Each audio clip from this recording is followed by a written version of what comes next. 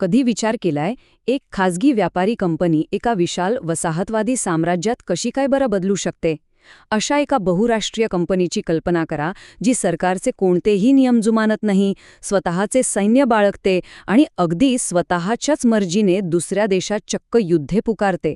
अशा या बेबंद आणि मनमानी करणाऱ्या ईस्ट इंडिया कंपनीला वेसण घालण्यासाठी ब्रिटिश संसदेला नक्की काय करावं लागलं असेल?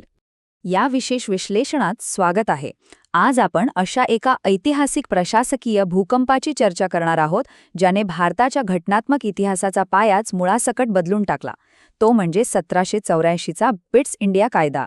हा नुसता कायदा नव्हता, तर हा इतिहासातला सर्वात मोठा कॉर्पोरेट टेकओव्हर होता, ज्याने एका खाजगी कंपनीला थेट ब्रिटिश सरकारच्या मुठीत आणलं. तर आजच्या या विश्लेषणाची रूपरेषा अगदी सोपी आहे. आपण पाहणार आहोत: 1. बेबंद कंपनीची समस्या, 2. पिट्स इंडिया कायद्याची एंट्री, 3. दुहेरी शासन पद्धती, 4. गव्हर्नर जनरलचे वाढलेले अधिकार आणि 5. ब्रिटिश भारताचा जन्म. चला तर मग सुरू करूया. सगळ्यात आधी पाहूया आपला पहिला मुद्दा, बेबंद कंपनीची समस्या. आता 1784च्या कायद्याकडे वळण्यापूर्वी थोडी पार्श्वभूमी समजून घेणं अत्यंत गरजेचं आहे. कारण भारतात आलेली ईस्ट इंडिया कंपनी आता फक्त मसाल्यांचा व्यापार करत नव्हती, तर ती अक्षरशः एका रॅग किंवा स्वैराचारी मल्टीनॅशनल कॉर्पोरेशनसारखी वागू लागली होती. ब्रिटिश सरकारने या वाढत्या सत्तेला आवर घालण्यासाठी आधी 1773 मध्ये रेग्युलेटिंग ॲक्ट आणि नंतर 1781 मध्ये सेटलमेंट ॲक्ट आणून पाहिला. पण हे दोन्ही कायदे प्रशासकीय त्रुटी भरून काढण्यात पूर्णपणे फ्लॉप ठरले. ती फक्त एक वरवरची मलमपट्टी होती. परिस्थिती किती हाताबाहेर गेली होती हे पाहिलं तर कोणीही थक्क होईल. बॉम्बे प्रेसिडेन्सी स्वतःहून मराठ्यांविरुद्ध युद्ध पुकारत होती, तर तिकडे मद्रास प्रेसिडेन्सीने म्हैसूरशी पंगा घेतला होता. आणि हे सगळं कशाच्या नावाखाली? तर म्हणे आणीबाणी आहे असं खोटं कारण देऊन हे प्रांतिक गव्हर्नर्स स्वतःच्या मर्जीने युद्ध करत होते. आणि दुसरीकडे बेंगालचा गव्हर्नर जनरल वॉरेन हेस्टिंग्स स्वतःच्याच काउन्सिलमध्ये सतत कोंडीत सापडत होता. एका खाजगी कंपनीला स्वतःचं सैन्य बाळगून एका स्वतंत्र देशासारखा वागताना पाहून लंडनमध्ये ब्रिटिश संसदेची चांगली झोप उडाली होती. आणि इथूनच सुरुवात होते आपल्या दुसऱ्या टप्प्याची, पिट्स इंडिया कायद्याचा प्रवेश. ह्या वाढत्या राजकीय आणि लष्करी वेडेपणाला आळा घालण्यासाठी ब्रिटिश संसदेने एक भक्कम प्लॅन बनवला, ज्याची कंपनीने स्वप्नातही कल्पना केली नसेल. तत्कालीन ब्रिटिश पंतप्रधान विल्यम पिट यांनी 1784 मध्ये हा कायदा संमत केला. आश्चर्याची गोष्ट म्हणजे या पंतप्रधानांचं वय होतं अवघं 24 वर्षे. या तरुण नेत्याने असा एक गेम चेंजर कायदा आणला, ज्याने कंपनीच्या राजकीय महत्वाकांक्षेवर कायमचा आणि अतिशय घट्ट लगाम लावला. हा एक प्रकारचा पूर्ण सरकारी ताबाच होता.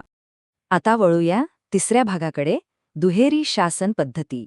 या संपूर्ण कायद्याचा सर्वात महत्त्वाचा आणि अगदी गाभा असलेला भाग म्हणजे सत्तेची झालेली स्पष्ट विभागणी.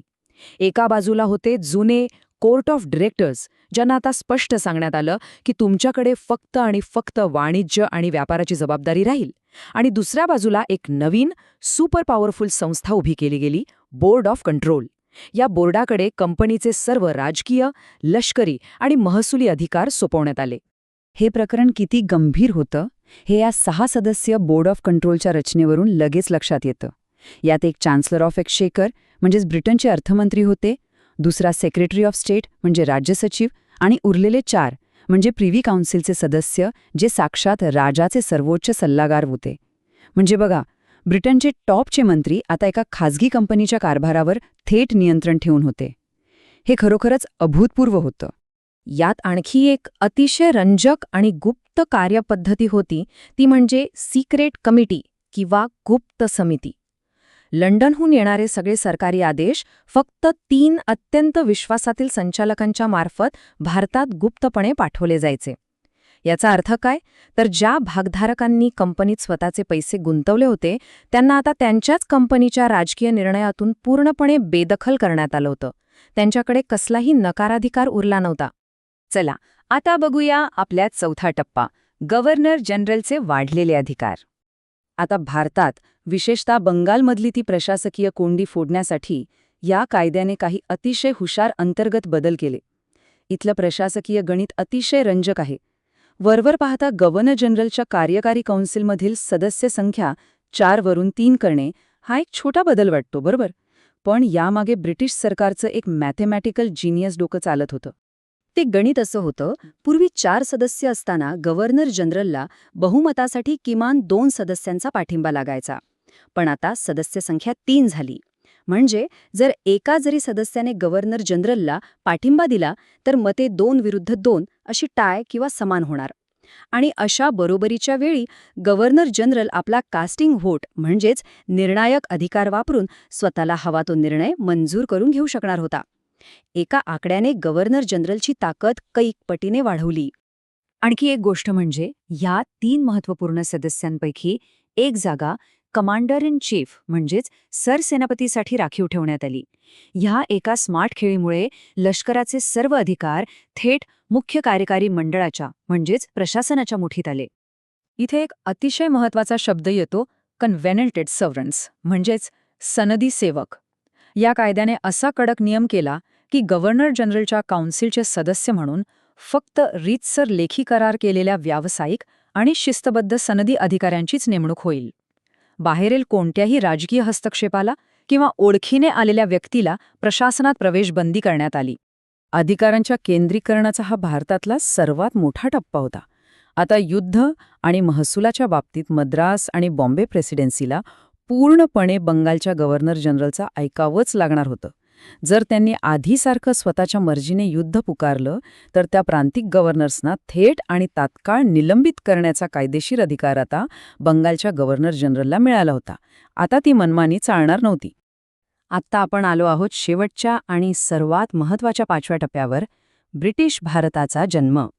आपण आता या कायद्याच्या ऐतिहासिक शिखरावर पोहोचलो आहोत, ज्याचा वारसा खऱ्या अर्थानं भारताचं पुढचं 150 वर्षांचं भविष्य ठरवणारा होता. सगळ्यात मोठी आणि महत्त्वाची गोष्ट म्हणजे या कायद्यात पहिल्यांदाच कंपनीच्या ताब्यातील क्षेत्रासाठी एका अत्यंत विशिष्ट वाक्याचा वापर करण्यात आला. ते वाक्य होतं ब्रिटिश पजेशन्स इन इंडिया, म्हणजेच ब्रिटिशांच्या ताब्यातील क्षेत्र. या एका वाक्याने भारताचा संपूर्ण घटनात्मक इतिहासच पलटून टाकला.